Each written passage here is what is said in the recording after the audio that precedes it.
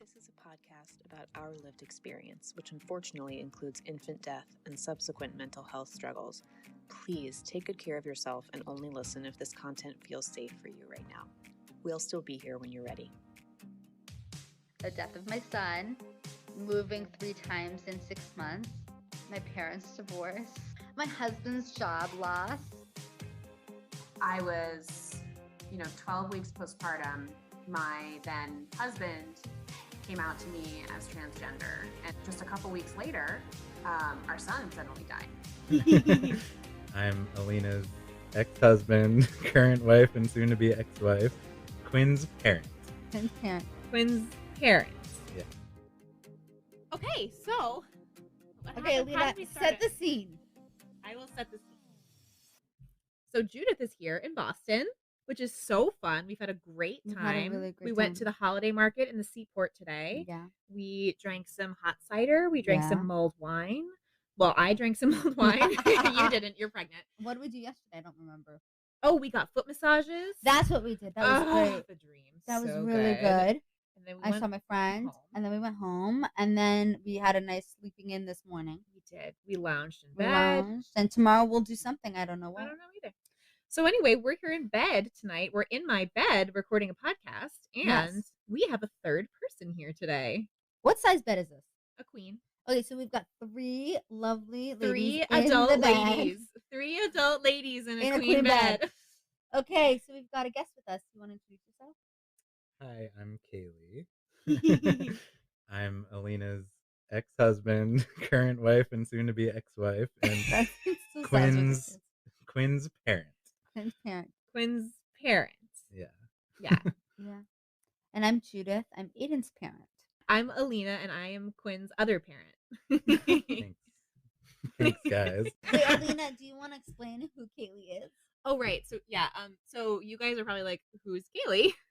Kaylee is Chloe. So when we started this podcast, I think we didn't really have a good sense of like who our audience was, like whether we were going to share with people we knew.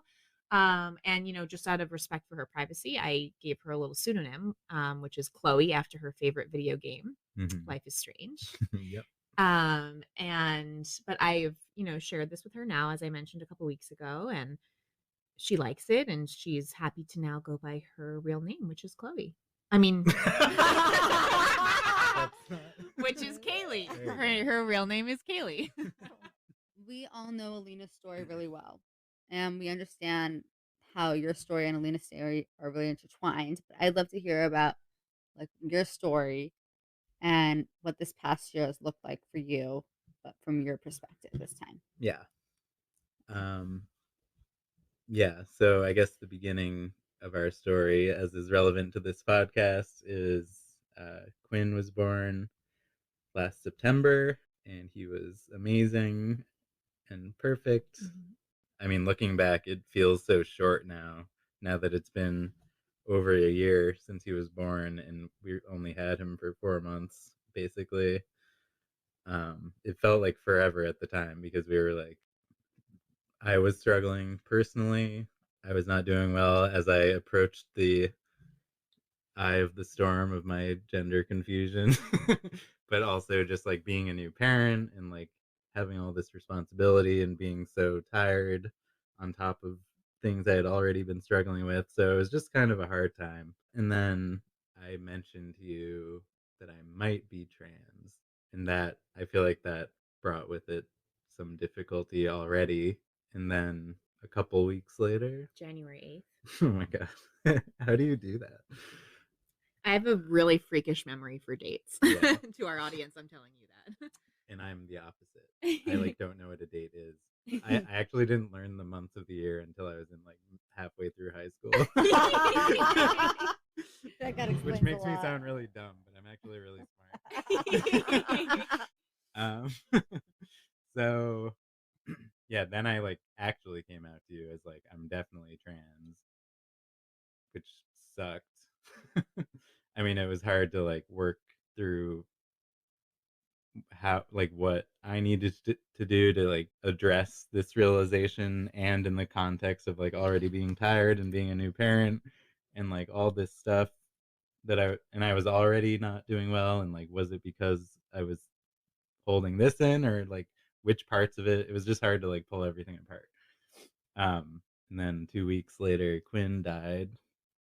It was, I mean, obviously that was a very hard day, because we woke up and found him. Alina found him in his crib dead. And I'm sorry you had to be the one. Yeah. Okay, so then Quinn died, and you were kind of left with with two explosions in your face. Yes. It was like you had to pick up the pieces of coming out as trans to Alina and your family and your community and your friends all at once, because you did it all at once. Yes. And then you also had to you had to like wake up the next morning and pick up the pieces of your life from losing your son. It was like probably like Yeah. explosions everywhere, just little pieces and bits and pieces of Kaylee lying on the floor all over the country and Wow. world. Succinctly put. Yeah. I mean, I still say, like, to this day, like, it feels like a joke. Like, someone wrote it. Like, Yeah. it was like, how much of this person's life can we destroy all at once? I mean, so, like, another thing that made it hard is Alina and I had been talking about, like, I had said, like, I definitely want to, like, transition, and like what that meant for us having more kids, because we had always talked about having more kids, and we had already been talking about separating and just co-parenting Quinn, which was already a hard discussion. And then like him dying felt like, I mean, it was losing you. Yeah, I think if I can hop in here, we were equally considering, I would say, giving it a shot and staying together, even though I am straight. But I had all this have present tense, all this love for you. And obviously we had this baby together. And we didn't anticipate raising him as a divorced couple, although I don't think anybody does. But so we were equally considering that, and we were considering, as Kaylee mentioned, like just kind of proactively separating, so that we could separate while things were good, and just kind of try to be co-parents to him, in that sense, and instead of muddying the waters with an attempt at a relationship that may not have worked. So anyway, we were thinking about staying together, and then he died, and things kind of changed at that point. It felt very Did you different. realize the minute you found out that he died that you'd be losing Luna too? Did that come quickly, or was it like with time it became clear? Or with a I lot think of time, you I still think didn't it took realize? some time. Yeah. I was just gonna say, the thing that's complicated about this story is I think in every story you want to find like a villain. You know what I mean? But the problem with loss is like there's no villain. Like, and Yeah. especially with SIDS, it's not like cancer where there's like this entire, there's something to tackle. It just feels like it's like this vague, abstract, something bad happened. And your story, like, Kaylee, like, in order for you to be happy and to be yourself, like, you you had to lose something that you love the most, and this, not you didn't had to, but you did. It's like you were stuck in an impossible situation. Yeah. And then your son died, like, in addition to that. It's so complicated. And like, obviously I've been in a lot of therapy, some with Alina. Like, we were in couples therapy until a couple weeks ago. Since then, and like I've been in therapy forever. But like, yeah, it's been hard for me to like separate everything, because there are so many stacking issues. And I mean, the other complication was when Quinn died and we talked about it, I wasn't sure how ready I was to immediately have more children, and I still don't know. And that's just very confusing. It's like seeing the world completely differently. When that happened, I do think I saw the world completely differently. Like, suddenly a lot of societal bullshit, like, I just stopped caring about. Yeah. And like now when I like see people making small talk in like the grocery store line, It's it like makes me exhausting. mad. Yeah. And like, You would not want to go to the Christmas market with me. well, that's fine. Well, Kaylee, I think the one question that everyone wants to know is like, how did you figure out that you were trans? And like, did Quinn being born, or being pregnant with Quinn, like, did that start this process for you? Were you already on the road to figuring out that you were trans regardless? And did you know for a while? Like, Yeah, I don't think him being born, well, yeah, it wasn't having a child. I guess it was. Sorry, it's a complicated answer. Yeah, I do think him being born and like being in the situation I was in. I mean, it was a confluence of a lot of factors, but definitely like it was like a pressure cooker. Like it was so I was in such an intense mental emotional situation that I think I was like scraping for answers to things. I was just in like a very intense headspace because I was like tired from like not sleeping and like just like taking care of a baby and like I don't know. You know. Yeah, I mean, so I have wondered, and I think I've said this to you, if getting this new role that was very gendered was at all triggering Hmm. for some of this. I don't think so. Well, if Quinn was a girl, do you think it would be That's different? actually a whole other thing.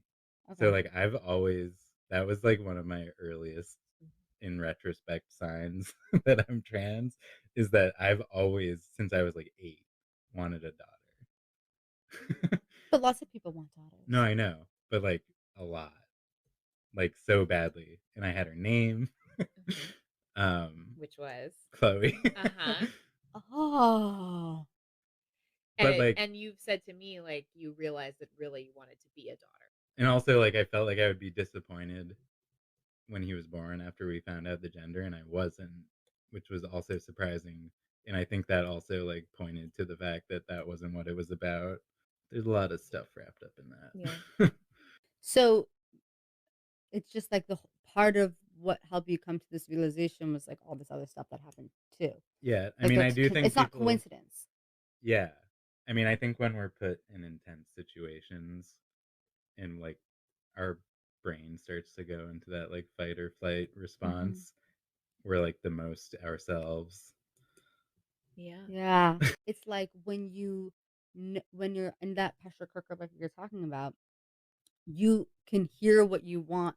Like something inside you screams. Like, like it's like when I was on the airplane and that person behind me had their stroke. Like I was screaming in my head, "Get me out of here." It's like it was so clear that Yeah, I had to pay attention to myself because it was screaming. It's like I wonder if that little voice inside of you saying that you were a woman was screaming because you were like you were struggling with depression, you had a baby, you were exhausted. Like yeah, it became easier to hear. yeah. I mean, a big theme of like what I worked on with myself the last year, like to try to figure out in therapy and just like in my free time was like I feel like I was on a track that like people told me to be on my whole life. Like high school, college, get Yeah. married, buy a house, have kids, be cis Yeah. and straight. Yeah. And like we live in like a liberal area, but it's still like you still get that messaging everywhere. It's pretty ingrained in Yeah. just like society. Yeah. It's crazy thinking back.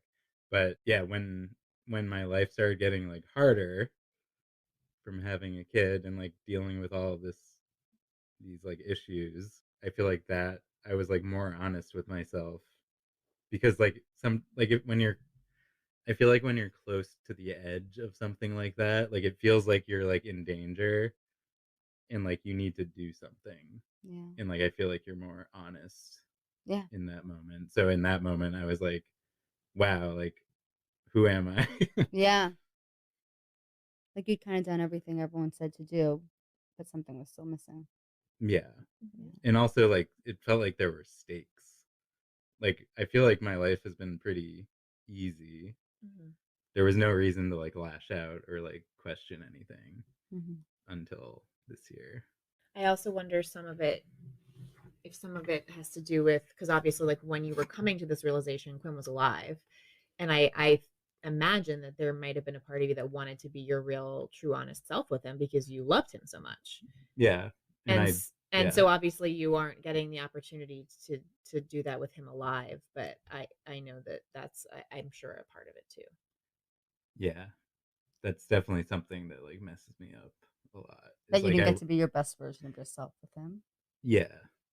I mean, we just talked about this in our support group, but like I do and I don't talk about this a lot because I feel great shame around it, but like I do feel like I didn't bond with him that much while he was alive. just because like I wasn't doing well. Yeah. And also like in retrospect, like I like who I am so much more now that I'm like on HRT. To the audience that doesn't know what that is, hormone replacement therapy. So yeah, I'm like medically transitioning, so I'm on testosterone blockers and estrogen supplements. And I just like Wait, can I tell you a really funny story? yeah. Okay, so after I met Alina and she was sharing with me her story and telling me about you, I went on Reddit to learn more about transitioning because I felt like I didn't want to be ignorant. I didn't want you to think that I wasn't good Yeah. at it. Aw, So I thanks. went on all these pages on Reddit and it was all like MTF. and all these things. Oh no! I know what it was. It was FTM, which is Yes, female. first, yes, you're right. It was Yes. FTM. So FTM in the trans community means female to male, right? Yeah. But in the like trying to get pregnant or parenting community, it means first time mom. First time mom. So the whole time I was so confused. I was like, wow, that's a lot of people trying to get pregnant. A lot of moms. Like, okay, like maybe this is like a thing. I don't know. And it took me like a very long time to find out that FTM does not mean first time mom in the transgender community. That like really was confusing for me. So anyway, you're like, okay, half these people are male to female, and half of them are first time moms. I did think that. Well, okay, so what it means is hormone replacement therapy. Yeah. Okay, so you like who you are better Yeah. on hormones because this is you, your true self. Yeah, I just feel like I mean, everyone has a different experience with this, but for me, I feel like I can more readily access the emotions I want to access, and like I just like who I am more. Um, and I like wish I could have been that person with him. Do you think that if Quinn would have died on December 20th, do you think you would have ever come out? Wow. Maybe not December 20th, but earlier, before you came out. Yeah. I don't know. That's a good question. Maybe not. Yeah. Or maybe it would have just happened at a different time. Yeah. I don't know. Yeah. One of the things that I have found happen with my parents' separation is that I think from the outside, people assume that because Aiden died, it led to, this other fissure in my family. When reality, it could be for a million reasons. And I don't think it's fair to put it all on Aiden dying. And I think that maybe in the same way, like if you came out after Quinn died, people would be like, oh, that's the response to Quinn dying, as opposed to it being its own individual story of who you are. Yeah, I talk about this a lot, and I've talked to you about it a lot, and like a bunch of people, but I do feel like I mean, lucky's the wrong word because everything is horrible, but like I do feel like so relieved that I came out right before, because I'm positive that 90% of people, if I had done it right after he died, would have been like, they're insane and like losing their mind because of that. And also, like, it's just occurring to me now, like the fact that it was so close to him dying meant that I had much less of, I was very stressed. I was not well between the time when you came out and when Quinn died. I was just feeling really stressed out and unsure of everything. And so because they were so close together, so much more of his life, I did not have that stress. So I do appreciate it in that sense too. You know what I say about that? God fucked us, but so gently. Well, I just want to ask, can you tell us where, like we spoke about this in our first episode, like when you felt like you hit the bottom of the dark hole? Yes. The bottom question is interesting because like I feel like there have been a lot, and like I think a lot of people looking in from the outside would be like, well, obviously like the day your child died, which was an awful day, but I feel like there was like a lot of shell shock around that. Yeah. Neither of us said that day. No, neither. No, I know, right? I don't think a lot of people would. I think I'm really, my like MO for coping is putting off to the side and compartmentalizing and like not thinking about it often, for a lot of things, but especially this. I feel like after he died, I was just like trying to get through the day, but then trying to get through that day turned into trying to get through every day after that for like months and months. So like I do feel like I was doing fine for a while after that because I was just not thinking about it or us or like me and Alina or anything. This is a really interesting perspective that I think is good to have on this podcast because we are not like this at all. And I think that is what you're describing is actually very common, and I bet people will relate to that too. I think it's common for men too, which is I feel fine saying that because I lived as a man for 30 years. But yeah, that's definitely my coping mechanism. And so like my bottom wasn't anywhere near him dying, even though like that was a bottom for sure. But I think my lowest point, and I only know it because of my reaction and like how genuinely broken I felt that day, was when I visited Alina in her new apartment, which we are in right now, for the first time. And we hung out and like watched a show, and like I got to see the cat. And like towards the end of hanging out, I started to feel really sad and upset because I don't know, we were just like watching a show and it felt kind of normal, but like it felt like you were like a friend and we weren't married. Yeah. And like I feel like it just started to sink in because I'm so good at like ignoring things. But like at that moment, it started to sink in that like we were separating. And this was August, and Quinn died in January, and that was kind of when we were first discussing separating. Was January, right? Yeah. So this was 7 months. So this was way after. Yeah. Like since January, we had known that was probably that was what was happening. That was the plan the whole time. But like in that moment, I feel like I was like acknowledging it for the first time, which sounds crazy. Like, isn't that such a long time? Yes. Yeah, but you guys also lived together in that house. Yeah, we lived together pretty much like right up until that. So like it was easy to ignore it because our lives didn't really change except for Quinn being gone. And that is a very all-consuming loss. Yeah. And so obvious. Do you feel like you started to grieve Quinn's loss then when you realized that you lost Alina? Or do you think that the ultimate sadness came from losing Alina? Like, where was that? I would say it was from losing Alina. Mm-hmm. I definitely like had moments where I would like break down before that. Like I was definitely compartmentalizing, but I had moments of like grieving Quinn before that. I do like Alina and I, we had a moment in therapy where like there was something that just like really struck a chord with me, which was that you said, and like it totally makes sense, but you said, Alina, that when Quinn died, your whole heart had died, which of course. But like my first like instantaneous thought was like you're half of my heart still. And like I always felt like you were like. Do you feel like when you lost Alina, your whole heart died? Yeah. Yeah. Which in a way like makes me feel bad because it's like I wish Quinn had been my whole heart. My husband has a really similar perspective to that. And at first, and he says the same thing, that he feels like I wish I felt, but like the reality is for a lot of men, which you were at the time, but are not, that like for Alina and I, we had 9 extra months. And like our baby grew inside of us. And for you, you met him when you were in the middle of a personal crisis. You met him when you were exhausted. Like you never got to get to that point. Like it wasn't fair. Yeah. So like I think, but that background I think explains why that day was my bottom, because she drove me back home and I was already starting to feel kind of emotional and like realizing that this was like it.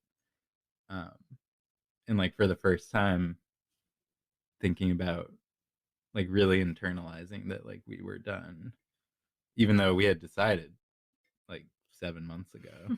So like she dropped me off and like she stopped in our driveway and of our haunted house where I had to sleep alone. And like we hugged goodbye in the car, and like I think I had been crying like all the way home. Yeah, you cried the whole way home. But we like hugged goodbye, and like I couldn't let go of you. um, I mean, I was sobbing for like the next 4 hours. From my perspective, it was it seemed to me that you felt like you were saying goodbye to me forever. And it was unclear to me, saying goodbye to you in the driveway, whether that was because you were feeling like our marriage was finally ending, or whether it was because you were going to hurt yourself. I really was feeling very scared for you that night. And I called your sister. Yeah. And asked her to call you. Yeah. And she called me, which I guess helped. I reluctantly picked up that phone call because I knew it would be bad if I didn't. And like for like bottoms, I think that was the bottom I just described was a bottom where like I was at my lowest emotional point. When we talked about it in therapy, you pointed out something that like for some reason I had compartmentalized that. I was basically saying I was angry because like it felt like you had been like absent since he died. And like I was kind of like frustrated by that. But then Alina pointed out that like I had been absent before that for a long time. Kaylee and I just came from a support group, and the physician that runs the support group, Dr. Goldstein, who we love, he said something really interesting, which is that as parents, like everybody makes mistakes every single day, and everybody has regrets about, like, every parent when they go to bed at night wishes they hadn't yelled at their kid that day, or they had been more patient, or hadn't fed them all that candy or whatever. Like every parent like has regrets. And one of the things that you lose when your child dies is the opportunity to make amends and to do better tomorrow. Like you can go to bed at night. I have things that I would do differently with Quinn. I mean, every parent does, like I said, every single day, but like we don't get the chance to fix it because he's gone. So I know that that's a heavy weight on you and on everybody. All right. Well, I have one question to ask. And that is, do you have any like memory of your baby, who is my baby, that you would like to share with everybody? I think so. Like, I often want to reach for like reading at bedtime because that was like our time. But I do think like one of my favorite memories of him, I mean, was bath time in general, but his last bath, I think. Yeah, it was such a good one. Yeah. So like he always was so hot and cold about his baths. Like you couldn't tell if he liked it or hated it, and I think he couldn't tell because like I think he liked the warm water, but like anywhere that wasn't being actively sprayed with warm water, he was like kind of uncomfortable. The last bath we did with him he was so unsure about whether he liked it or not. Like I feel like he always was, but that one he was definitely like swinging between like the highest of highs and the lowest of lows during that bath, and it was just funny. It was also like I feel like he was like really coming along like developmentally. Like he was like holding stuff and like sucking his thumb at that time.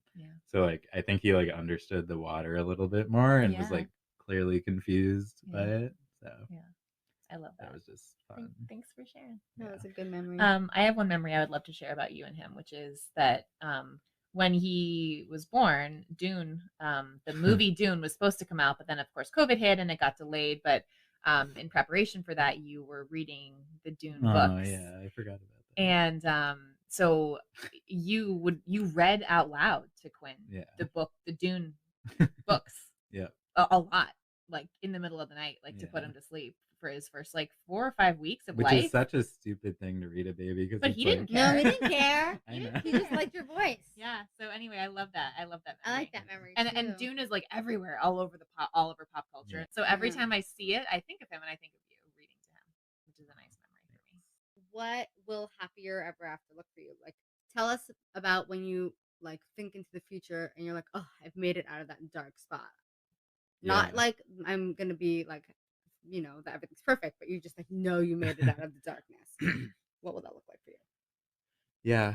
I think it's just based on like what is most distressing to me in my life right now.